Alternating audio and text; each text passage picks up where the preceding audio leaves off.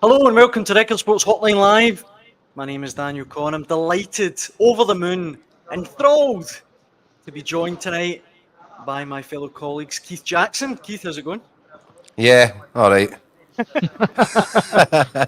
And all the way from Ibrox by Andy Newport and Scott McDermott. Guys, how's it going? Very well, and yourself, Daniel? I'm all good, thanks. Listen, Scott, we're going to have words about that in private. I'll take you out shopping. I'll teach you a thing or two. Don't worry, guys. Guys, you're obviously at Ibrox ahead of Rangers versus Steaua Bucharest. Do you know what it was like a little bit? Remember Vic Reeves and Bob Mortimer when they did Mulligan and O'Hare? the folk singers. Looked a wee bit like that. Mulligan and O'Hare. This is outrageous.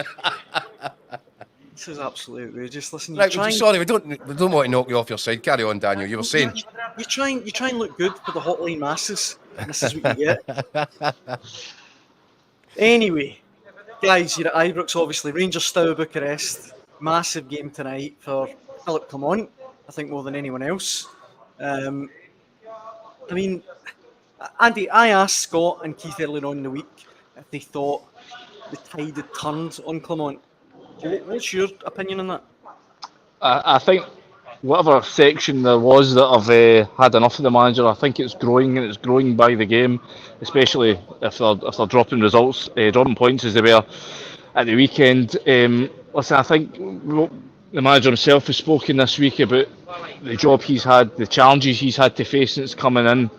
But I don't think there's any doubt that this team should be performing better, should be looking better, which I think is a big part of it, is that as much as they might get results here and there, but by and large it's a pretty drab watch for the punters. So I think a year in the door, I think the punters would be expecting to see quite a bit more from a team at this stage, and a tenure under a new manager. So I think that is one of the big things that's going against them at the moment, is the fact that they're such a poor watch. There's no entertainment in it. I think fans are turning up to games and already underwhelmed before a ball's even kicked, and then getting even flatter once the game gets underway. See, that's the thing, isn't it, Keith? That when Clement actually came in, he went on a brilliant run. The football wasn't amazing, but he was winning games. Now he's not even winning games. no, he took care of the basics at first, didn't he? I think Michael Beale had got lost up the wrong end of his own philosophy, and the Rangers team was really struggling. Just everything was overcomplicated, and I think, in fairness to Philippe Clement, the first thing that he did do was simplify it, get back to basics, and I think the Rangers fans were just thrilled to see that, because it also coincided with a terrific run of results. What we were talking about the other day, what was it, 26 wins from 33 games, 78% win rate. Yeah. So mission accomplished in terms of stopping the rot, stabilising things, getting a run of results, but the football was never much to watch. It wasn't great to look at. And I kind of felt, well, do you know what? You cut him some slack because he's working with another manager's players. He had one window in January, but that's never enough.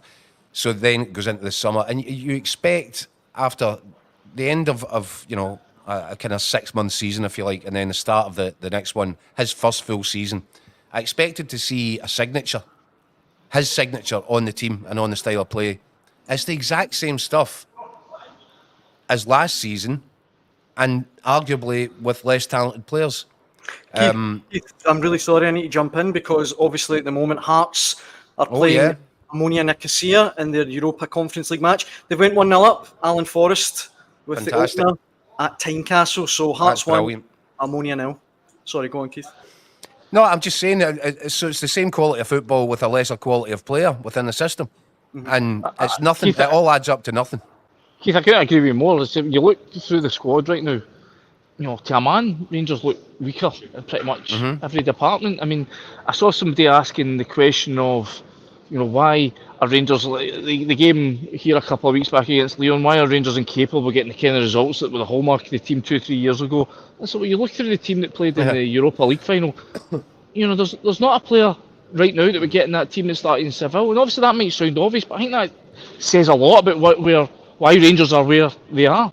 They've downsized, and obviously they've been trying to cut the budget. Obviously, I get all that, but the recruitment hasn't been anywhere near good enough to replace the quality of player that they've lost. And Andy, but that's the thing for me, right? I get that, and I get there's a need for counting the pennies and slashing wage bills. I get all that. That's fine. That's just taking care of business. But you should still have a manager who has a signature style of play, a way of playing, something that entertains the fans, something that the fans look at on the pitch and understand what the philosophy is and what he's trying to achieve. That doesn't cost money. That should still be perfectly achievable from a good coach on the training ground. And it's not there. And that's where I think the argument against Clement, or the argument for Clement, doesn't stack up. There's no discernible sign of what it is he's looking to do. I think Rangers fans would accept it if they understand that the quality of players gone down, the wage bill's gone down, but they want to see something that resembles a style of play. And the fact that Jimmy Tillene, as we keep talking about it, has come in and turned Aberdeen around in no time and given them a style and an identity, that counts against him as well. Because all he's trotting out, and all he has trotted out for some considerable time now as well, these things take time and it'll be a few months, you'll see the bit. Jimmy Tillene just come in, right, here's where we're going to play this, lads. You're going to be increased tempo, there's going to be a high press to it, it's going to be high energy, and the fans have just bought into it. And there's no way that you're telling me that Jimmy Tillene's working on a bigger budget than Philippe Clement, because we simply know that's not the case. Mm-hmm. Listen, Andy's comparing it to the team that got to Seville a few years ago in the Europa League final. I mean, a couple of things about that. One is everybody remembers the atmospheres at Ibrox for those games, how they dragged Rangers over the line in some of those ties. Wait till you see the contrast here tonight. I mean, we're already here, and there's a lot of tickets available. There might be a lot of empty seats. I think that tells you exactly how the Rangers fans are feeling at the moment, so that's not going to help. And the other thing, just tactically and stylistically, Jacko, in terms of what you're saying, one of the trademarks of that team under Van Bronckhorst was their adaptability and their flexibility in terms of changing to a different system, shaking things up. Everybody remembers when Van Bronckhorst put John Lundstrom back to sweeper in a couple of games, took everybody be surprised, and it worked a treat. I think that's a big problem for this Rangers team and Philippe Clement at the moment. I mean, he's stuck to this 4-2-3-1 system, rigidly, pretty much since the minute he's come in, and clearly, recently, certainly, it's not been working. Especially when he doesn't seem to have the players for it. I mean, if you want to play with this shape, you really need a lot of width. You need guys with trickery, with pace in the final third. They're so short on that. It just seems bizarre that he hasn't thought at any point, really, if I'm struggling to have the guys that make that system really click, well, why not spice it up? And, I think the longer he goes without doing that, again, that's when the pressure plays in. He's trying to squeeze Tom Lawrence and Nedim Bayrami into a 4-2-3-1 when basically two of them want to play in the exact same position. So it's forced. Oh, I think we've lost our audio slightly, guys. Don't know if you can still hear us, but your audio's dropped out. Keith, technical issues. Not like us to have technical issues, is it? See, before we go on, there's one comment I need to hit you with, Keith. Dan in the comment section saying crew neck without sleeves is criminal. There you go, he's coming back at you. Well, he's punching on your behalf here, isn't he? Guys, it's a Scandic look I'm going for. I can hear you now, perfect. Yeah.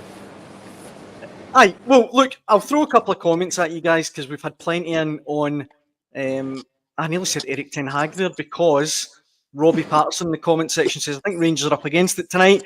Is it me or does Philippe Clement turning into the Scottish football equivalent of Eric Ten Hag? They don't only look similar, but they also sound similar in press conferences. And Drew McMaster simply says, I'm 200% Clement out.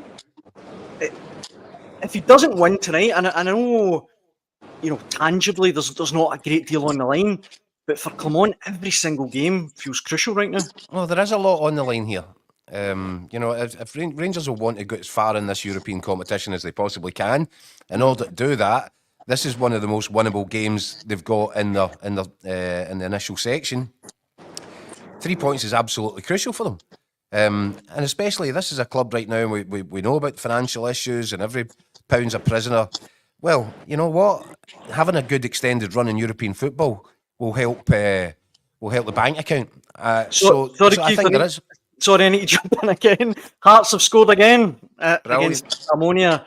Nicosia. Blair Spittle has made it 2-0 after 23 minutes. Wow, fantastic.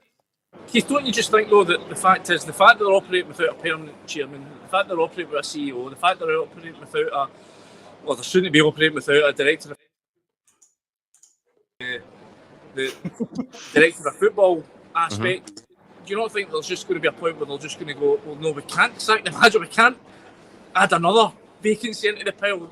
They're going to have to stick with him, for better or worse. They're just going to have to stick by him until we at least get a couple of those vacancies filled. So, Andy, if it does go south, if it goes south on Sunday against St Mirren, if it goes south, when they go up to Pittodrie on Wednesday next week, I'd still be majorly surprised if they decide to make the call then, because I think there's too many areas right now that aren't being covered. To then add the manager's position into that as well. Spoke about that last week, Andy. You're spot on. There might be literally no one there to sack him, but that's the problem. You've got guys now. John Gilligan is in there on a temporary basis. The last thing John Gilligan needs right now, when on his to-do list, is find a chief executive, find a permanent chairman, find a director of football operations, find a chief of the academy. Oh my God, I need to find a manager as well. Now, John Gilligan, I don't think will have any real appetite for doing this.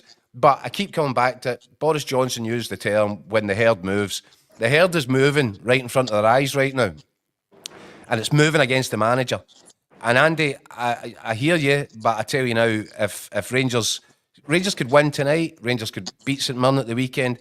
If they lose against Aberdeen next midweek, then it comes very close to having to make a decision. Now, I agree with you in terms of would John Gilligan be sitting there going, poof, I can't hand out a 4-year contract to some other new guy, only to find out the chief exec or the director of football comes in and says, we don't rate this guy. So you can't do that. But he might have to look at a short-term temporary solution because I don't think you can stand back and do nothing if this continues to deteriorate. And that's what it's been doing for weeks and months. We're still waiting, obviously, guys, on team news tonight, but do you anticipate any kind of noticeable changes? Any chance of Igamani maybe getting a run out? I don't think he's got many options, Daniel, honestly. I was thinking about this earlier on, where he could make changes just to try and give him a wee bit of freshness, a wee boost. I mean, I think Raskin might come into midfield after coming on at the weekend. Apart from that, I don't see where he can make. Perhaps Balogun at centre back if Robin Cropper's injury for the weekend keeps him out. But I'm with Scott. I mean, I think everyone would have sat there and looked at the team he named at Rugby Park and thought, well, that's about as strong as the Rangers can go right now. So I mean, it's not like there's question marks over positions. Rangers are pretty much at their. We're being blighted by technical problems. We've lost your audio there, guys. I don't know if they can still hear us, Keith. Nah, I don't think so. Maybe Big Philippe's come up the stairs and cut the cord there. He's pulled the plug. To be fair, the guys have got pre-match duties to get on with anyway, so I should maybe just bid them farewell. Guys, thank you very much. Hope it's a cracker for you tonight. But see the point they're making there, Daniel, and about lack of options, etc., etc. It keeps coming back to one thing. I'm talking about a lack of style. Mm-hmm. And Andy says, well, it's frustrating. He's trying to play a style, and he doesn't have the players to execute that style. That's when a manager has to earn his corn. You assess what you've got at your disposal, and you find a formula to make them as good a unit as you can. Yeah. And Rangers are failing to do that. And I tell you something else, if you're stuck on this particular kind of style where, and we've talked about this previously, your number 9 is a real focal point to get you up the pitch. Because it's his job. They're feeding kind of long balls into his feet. Well, he's then isolated. He needs to be able to A, control it, B, hold off his defender, C, find a player, find a teammate, and that allows Rangers to get up the pitch. But we know that 9 times out of 10, Cyril Dessers struggles with that. Yeah.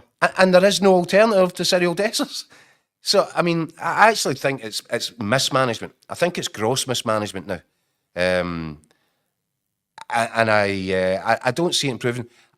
I do think Rangers will get a result tonight, and we talked about this last night. I think that they're in such a back against the wall position here. They need to respond. They need to find a way of winning this game, and I think they will. But I don't expect it to be a life-changing event in terms of Philippe Clement and his philosophy and the way this team plays. I think it's worth saying as well, Keith, that I think the Steaua Bucharest manager has come out and said that, I mean, it might be mind games or what have you, but he doesn't intend to play his full team. It was the owner, wasn't it? Was it the owner? Yeah, the owner said, no, we've got too much, we've got big games here, we can't be doing with this. So I think they've got 2 big derby matches in quick succession on either side of this. Mm-hmm. And I think the intention was to keep the strongest team for the domestic games, and he would play a second side, is how he said it, at Ibrox. Now, we'll wait to see if that's the case or not. I think you should take that stuff with a pinch of salt. But regardless, full strength, second strength, whatever strength Steaua Bucharest are or FCSB, this is a game that Rangers should be looking to win. Yeah. And failure to do that would I think, crank up the pressure again. These Rangers fans have become accustomed to Thursday nights watching their side mixed with really big names in the European game, doing really well, getting really unexpectedly good level of results and performances. Steaua Bucharest don't come into that category. This is a side that Rangers fans will be turning up expecting to see beaten, and maybe even beaten well. Yeah.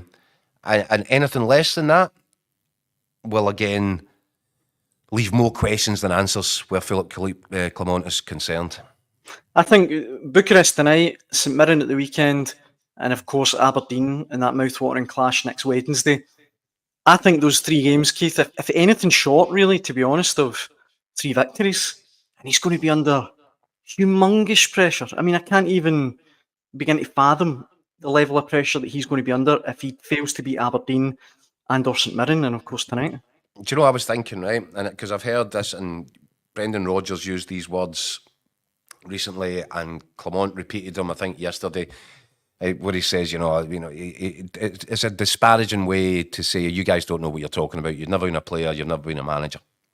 And I don't like it, and I don't think that managers should patronise, whether it's us in the media or whether it's supporters, season ticket holders. It's a very condescending way to speak to them, and it annoys me. Yeah. But what I would say is, Walter Smith was a great one, and Gordon Strachan would say the same thing. We don't have a clue what it feels like to be the manager of Rangers or Celtic in these pressure situations. None of us do.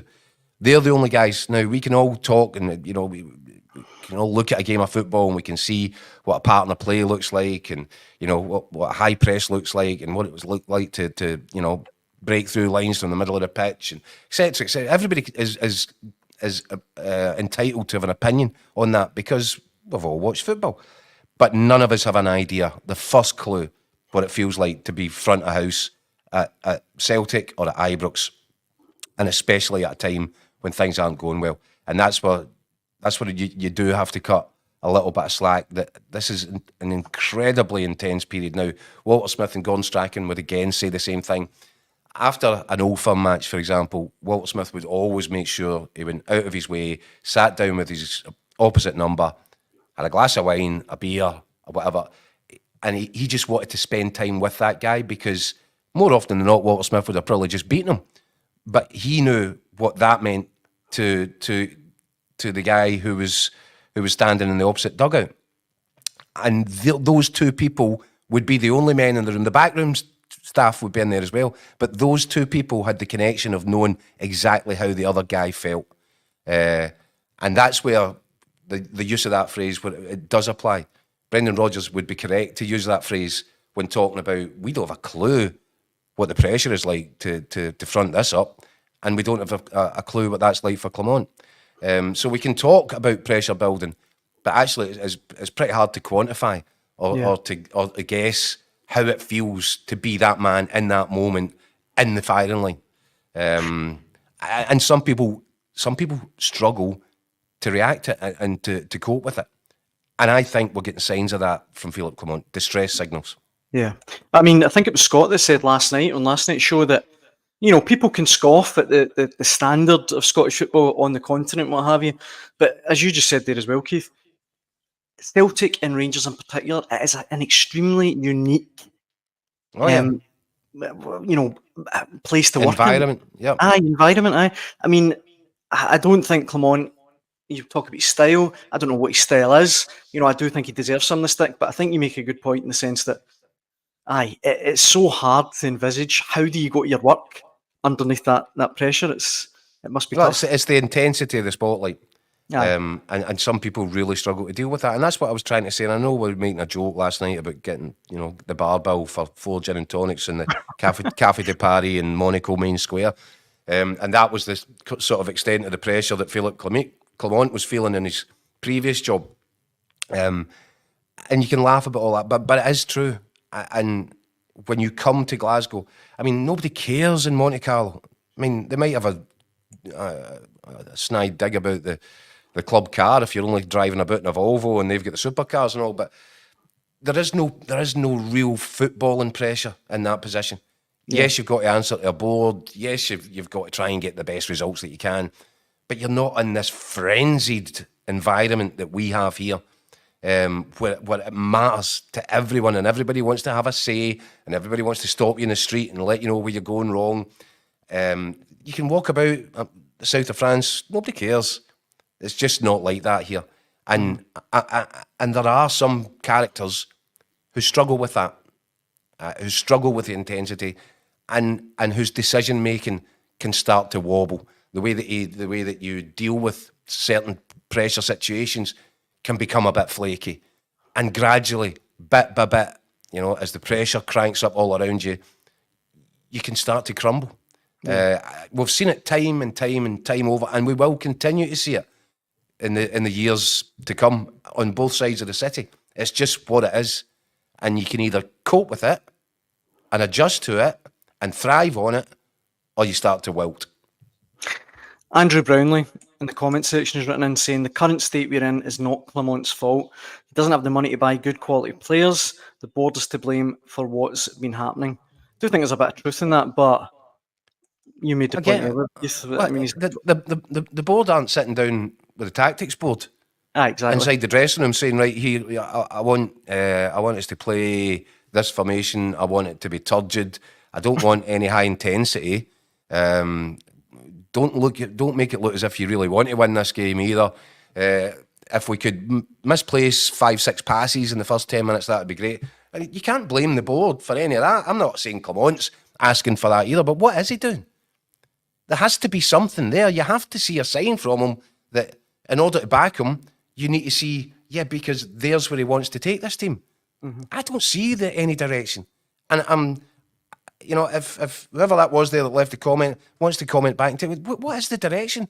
What is it that you've seen that you believe that Clement is moving Rangers towards some utopia? What does that look like? Because the rest of us are struggling with it and just can't see it. Well, obviously tonight they'll play Steaua Bucharest. We'll be back tomorrow and we'll review the Rangers result. But Keith, we need to talk about Celtic because our Hotline Live last night was in the wake of Celtic's 0-0 draw with Atalanta. As you'd probably imagine, there's been a mountain of comments from Celtic fans, delirious, really happy with the result. But there's been a bit of a kickback, I assume, from Rangers fans who just aren't having it. I mean, Alex McLachlan, it was 11 men surrounding the penalty area, so boring. Andy Cairns, they were so lucky. Atalanta hit post, embarrassing that everyone's saying how good the result is when they get absolutely battered. This one, but doesn't it just contradict himself there? Embarrassing saying what a good result it was when they get absolutely battered. That's the whole point. It was a brilliant result. Yes, they were getting battered 0-0 in the first half, but that's what you've got to look for that. And that, I think that just is probably a Rangers fan that's a bit fed up. But you've got to celebrate these achievements when you get them. And we talked last night about how much the players would have loved being involved in that performance and digging it out, the grit, the desire, the camaraderie. That's a brilliant thing for a player to be involved in. And I remember on one of Walter Smith's European runs, bring him up again, the night that Rangers went to Germany, I think it was Wolfsburg, and Alan McGregor just turned in one world-class save after the next. It was breathtaking stuff, and they were fighting and they were scratching and they hardly get to kick a ball. And, you know, they'd be lucky if they managed to string 5 passes together at any phase in the game. But they come off that pitch absolutely thrilled. And they were given the credit for it as well, because, you know, sometimes when you're up against better quality, you have to find a way to survive. And Celtic deserve praise for doing exactly that. Mm-hmm. Dennis Mirren in the comment section, as I go directly at us, says it's their first point away from home in 7 years.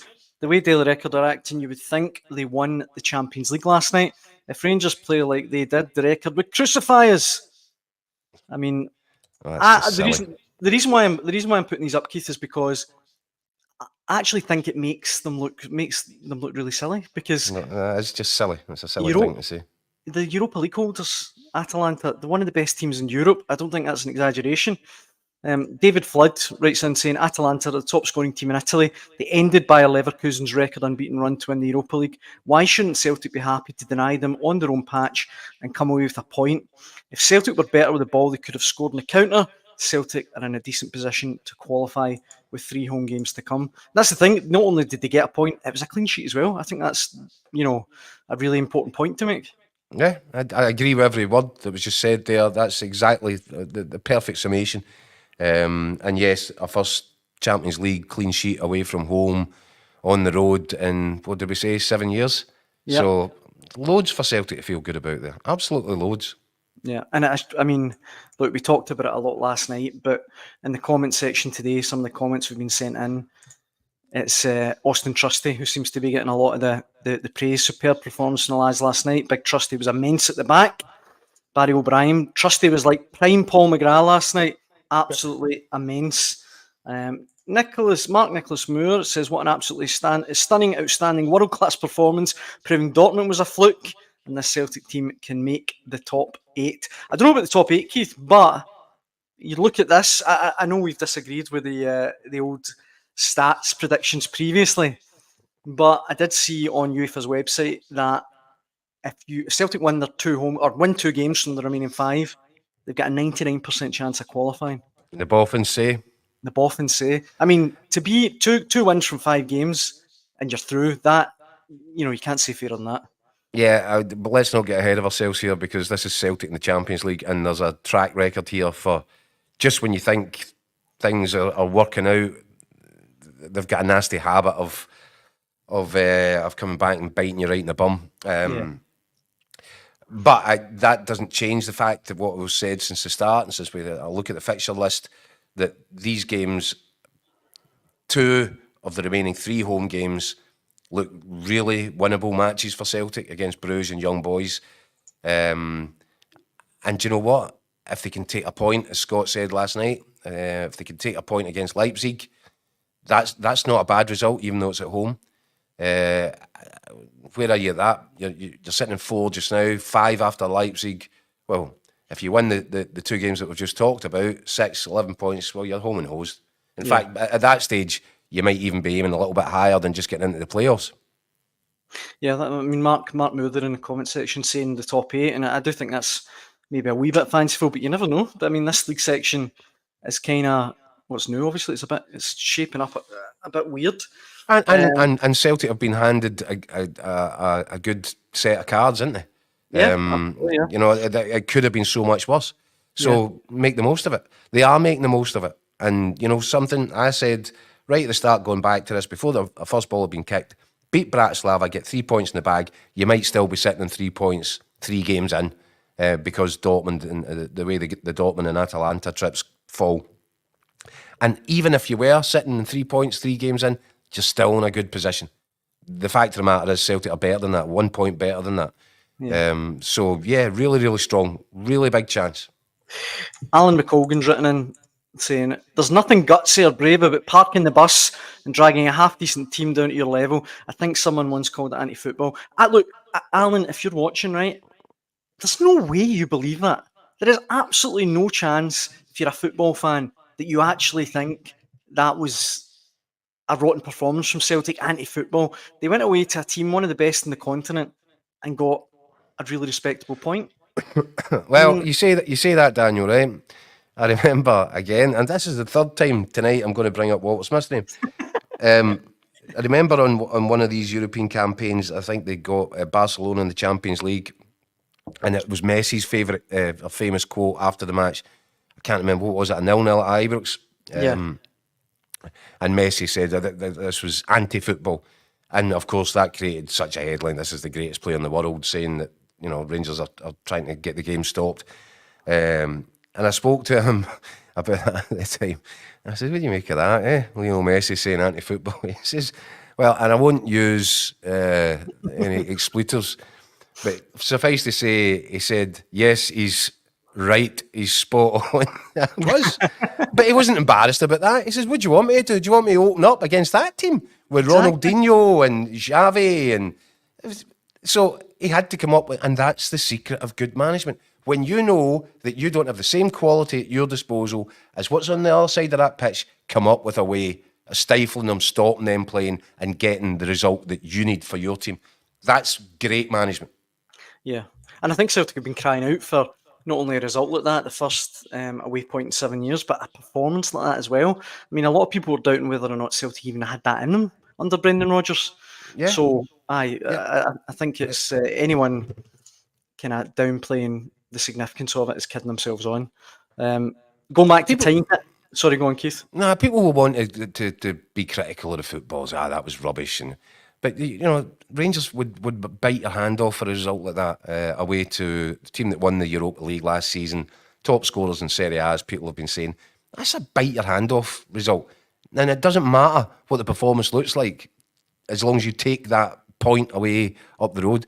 Scottish teams abroad, especially against the big nations, teams from the big nations, that's a great result.